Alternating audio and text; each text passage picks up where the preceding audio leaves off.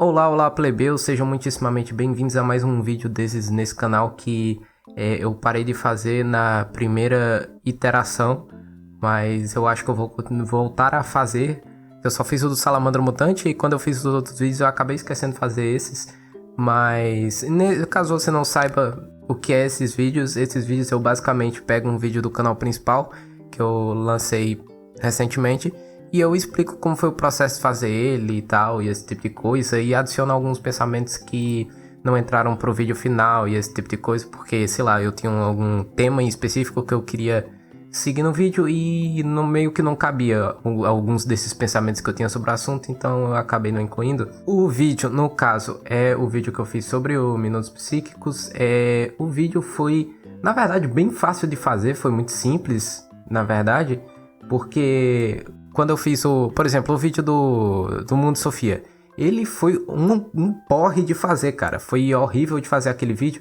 Não horrível, mas foi muito dificultoso porque eu tava fazendo uma crítica literária. Meu material original era um livro, eu não tinha quase nenhum material visual para eu trabalhar. Eu só tinha texto, basicamente. Eu não poderia só ficar colocando texto na tela. A capa do livro eu só poderia usar como plano de fundo, porque a capa do livro não tinha nem o personagem principal claramente assim na imagem, não tinha nada que remetesse à história, então eu meio que tinha que me virar com a imagem do Google e o que eu conseguisse achar de stock footage, tá ligado? Que eu conseguisse achar de aqueles vídeos de estoque, que é, sei lá, tipo, um vídeo de uma árvore em câmera lenta, tá aí, um vídeo de uma árvore em câmera lenta, é esse tipo de vídeo, que é vídeo genérico da internet, você pode colocar de fundo no vídeo para explicar ou exemplificar alguma coisa e tal. Então eu tive que me virar com isso por 22 minutos. Do contrário, esse vídeo foi uma simplicidade enorme de editar, porque, cara, eu tava basicamente fazendo uma crítica de um vídeo.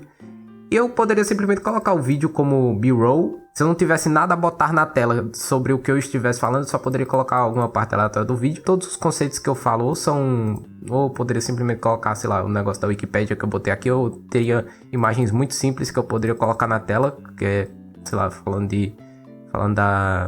sei lá, eu poderia simplesmente colocar o símbolo dos negócios, ou então só colocar essas imagens que você pega no Google, assim. Literalmente pesquisei governo no Google e eu coloquei essa imagem. É bem simples.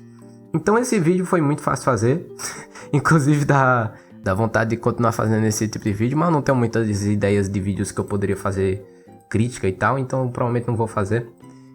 Por isso que vai demorar pra eu postar de novo, porque, né, como não é um vídeo tão simples assim de fazer, eu vou ter que caçar um tema pra falar sobre, e provavelmente não vai ser um tema tão simples de editar e de escrever um roteiro e esse tipo de coisa, porque isso aqui também era só um vídeo de opinião. Eu tava basicamente só dando minha opinião. É um vídeo ensaio essencialmente. Eu tô interpretando a obra e dando minha opinião sobre ela. Então era bem simples, na verdade. Agora, uma coisa que eu queria falar sobre, que veio à minha mente depois que eu terminei esse vídeo, e que não cabia botar no vídeo também, porque quebraria completamente a temática original do vídeo, que é fazer um vídeo ensaio e dar minha opinião sobre o vídeo,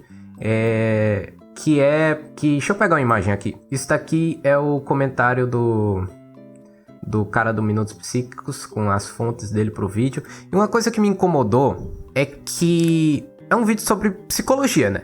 Nem todo mundo, inclusive a maioria das pessoas que vai assistir esse vídeo sobre psicologia, não são psicólogas elas mesmas.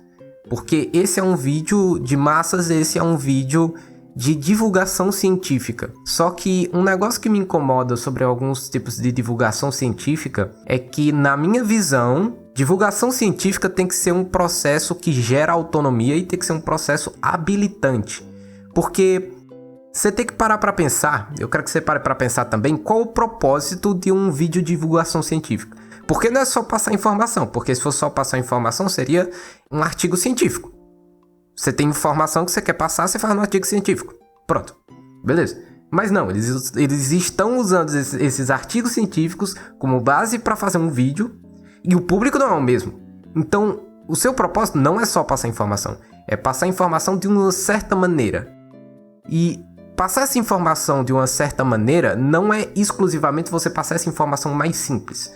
Porque quando você faz esse vídeo de divulgação científica, você está querendo que a pessoa tenha acesso àquela informação. Se o seu propósito é fazer com que essa pessoa tenha acesso a essa informação, Você tem que fazer esta obra de uma maneira tal que ela não fique dependente que alguém sempre esteja explicando para ela. Eu acho que eu fiquei meio mal acostumado vendo vídeo de marxista na internet, porque marxistas, aparentemente, são exemplares em fazer vídeo de divulgação científica, assim. Porque eles estruturam o vídeo dele, os vídeos deles, de tal maneira que quando você assiste o vídeo, você não só absorveu uma certa quantidade de informação sobre o tópico do qual ele estava falando, mas você também absorveu conceitos. Então você se acostumou com certos termos que são, entre aspas, técnicos. Então você se acostumou com termos que antes você não saberia entender num texto, caso você visse. E você também se acostuma com o método, porque a maneira como eles explicam o assunto é utilizando o próprio método que eles usam para chegar a essas informações, entendeu? Eles trabalham as informações de uma maneira histórica também. Eles explicam, por exemplo, o materialismo histórico e dialético de uma maneira materialista, histórica e dialética. Um exemplo disso é o livro do próprio Engels, do socialismo utópico ao socialismo científico, que você pode ver ele analisando o próprio surgimento do socialismo científico com o próprio método que ele usa para estudar economia política, entendeu?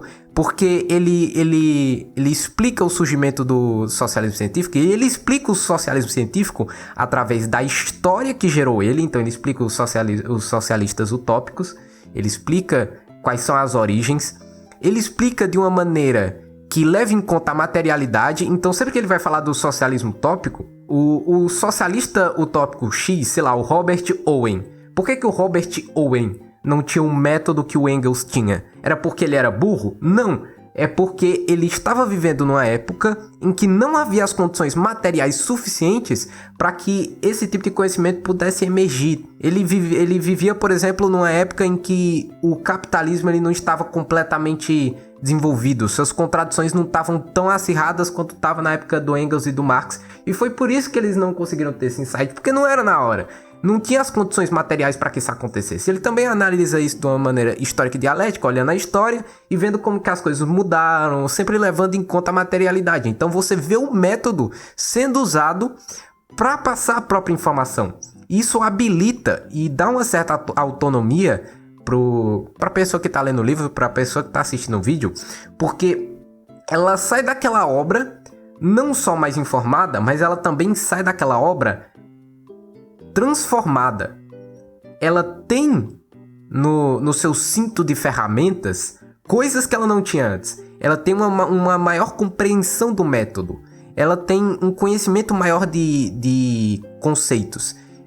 Ela tem um entendimento melhor de termos que antes ela ia pegar e ler num texto. Por exemplo, ela ia ler burguesia, por exemplo. A palavra burguesia, ela talvez nem soubesse que era burguesia. Ela ia ler a palavra proletariado e muito menos ela ia entender. Então ela sai daquela obra entendendo mais. Ela sai sabendo o que é meio de produção, por exemplo. Então eu acho que o papel da divulgação científica e esse tipo de material científico para massas é justamente você transformar a pessoa que está assistindo e dar a ela autonomia.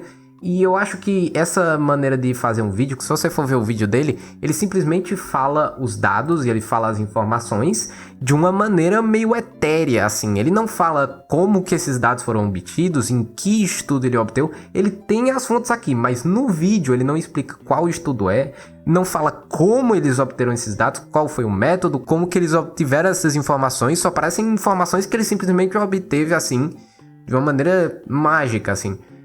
Agora, se você for ver os vídeos dos marxistas que eu tô falando, por exemplo, eles sempre falam: nesse livro, de acordo com não sei o quem, as fontes não só são base e não só são fontes, como também são parte integrante do que eles estão fazendo. Então você vai ver citações do material original, eles vão citar e eles vão explicar e eles vão definir certas coisas que talvez não fossem tão claras para um leigo.